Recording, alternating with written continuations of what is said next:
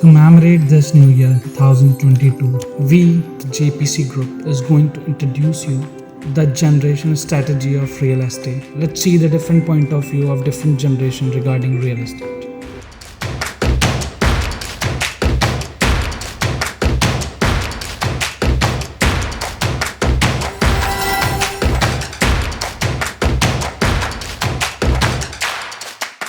मेरा जन्म जयपुर का ही है।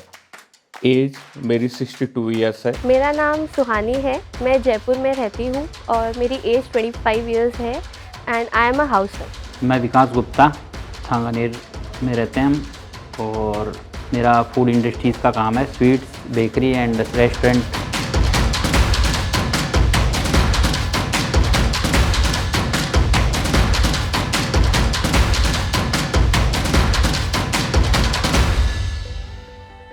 तो प्रारंभ में हमें मकान नाम की चीज़ की ऐसी कोई विकट आवश्यकता नहीं थी कि तुरंत एनीवे एनी हाउस ही किया ही जाए। लेकिन बाद में जब मैं इन 1981 सर्विस में आया और उसके बाद कुछ पैसा अपना होने लग गया, तब मैंने सोचा कि कभी अगर मौका रहेगा तो अपन खरीदेंगे। उस वक्त जो था तो ये आपके जो जिस तरह से अभी फ्लैट सिस्टम चल रहा है ना, वो इतना नहीं था।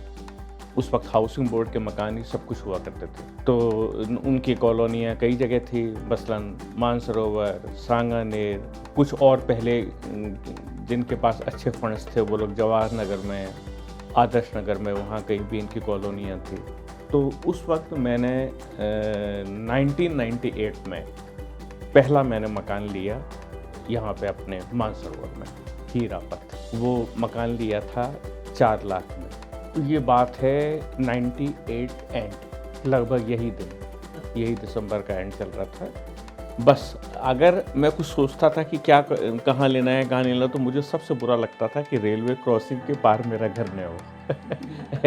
जो रेलवे की लाइन पर ऑफिस जाते वक्त या ऑफिस से आते वक्त मैं खड़ा रहूं और घंटों तक का इंतज़ार करना पड़े, पता ही नहीं पड़ता था। पहले का सिस्टम कुछ दूसरा हुआ करता था। बस इतना सा था रिक्वायरमेंट में कि ऐसी जगह न हो। तो भगवान ने सुनी इस बात को। न तो मेरा प्रेजेंट वाला हाउस जिसमें मैं रह रहा हूँ दुर्गापुरा रेलवे स्टेशन के सामने, वहाँ ऐसी बात है, और न मानसरोवर में जो मकान है हीरापत पर वीटी रोड चौराहे के आगे, वहाँ इस तरह की बात है। उस वक्त किराया ऐसे जाता था कि लोन उस वक्त, एक बात तो ये कि बहुत महंगे थे। यस, आज की तरह सस्ते नहीं थे, बहुत महंगे थे। एक बार कुछ समय तक के लिए तो रेट ऑफ इंटरेस्ट 12% पर annum रही है। जब भी कभी लोन लेते रहें, एक चीज़ ज़रूर इंश्योर करें। पहली बात तो ये है कि लोन लेते वक्त एक बार मैंने खुद ने काउंट किया था कि कितने सिग्नेचर किए, तो शायद मैंने 50 से 100 रुपीज़ साइन किए होंगे। 50 से 100 की साइन कोई भी व्यक्ति क्यों करता है उसे पता नहीं होता है।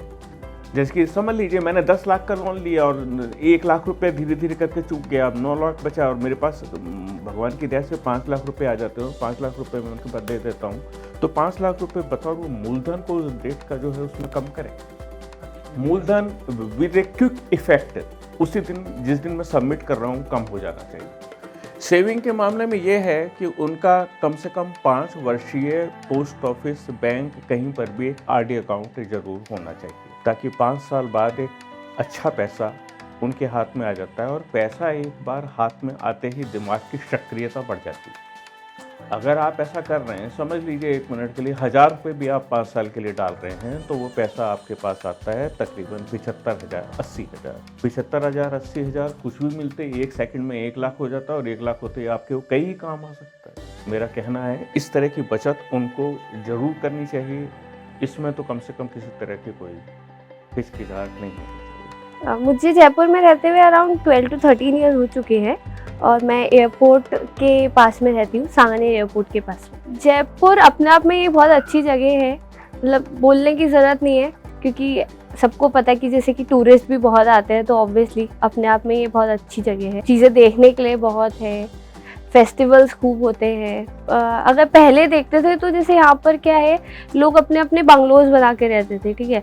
अभी भी बहुत लोग विलास बनाते हैं, और अब ज़्यादातर लोग चाहते हैं कि हम सोसाइटीज़ में शिफ्ट होते हैं। तो यहाँ पे अब सोसाइटी ज़्यादा अच्छी देखने को मिलती है। अगर डिफरेंस की बात करें तो ठीक है, सबकी अपनी अपनी एक चॉइस होती है। अगर किसी को है कि नहीं हमें तो इंडिपेंडेंटली रहना है, तो वो अपने विलास के हिसाब से रहते हैं, या किसी को लगता है कि हमें इंडिपेंडेंट होके भी पूरी कम्युनिटी के साथ में रहना है, तो जो विलास आजकल बन रहे हैं, लोग जिसमें रह रहे हैं कम्युनिटीज़ के अंदर विलास जो बन रहे हैं, उसमें जाना प्रेफर करते हैं। बहुत लोगों को ये होता है कि नहीं हमें अपने बच्चों की सिक्योरिटी भी चाहिए, हमें हमारे पेरेंट्स की सिक्योरिटी भी चाहिए, जो कि मतलब जैसे बड़े एज के हैं, तो उनके लिए हमें लगता है कि हम सोसाइटीज़ में जाना ज़्यादा प्रेफर करें, क्योंकि वहाँ एक अलग ही सिक्योरिटी होती है 24 आवर्स की प्रॉपर। तो उस हिसाब से सबके अलग अलग पॉइंट ऑफ व्यूज़ होते हैं। अभी आज के टाइम पे अगर हम देखें तो क्या धीरे धीरे चीज़ें बढ़ती जा रही है।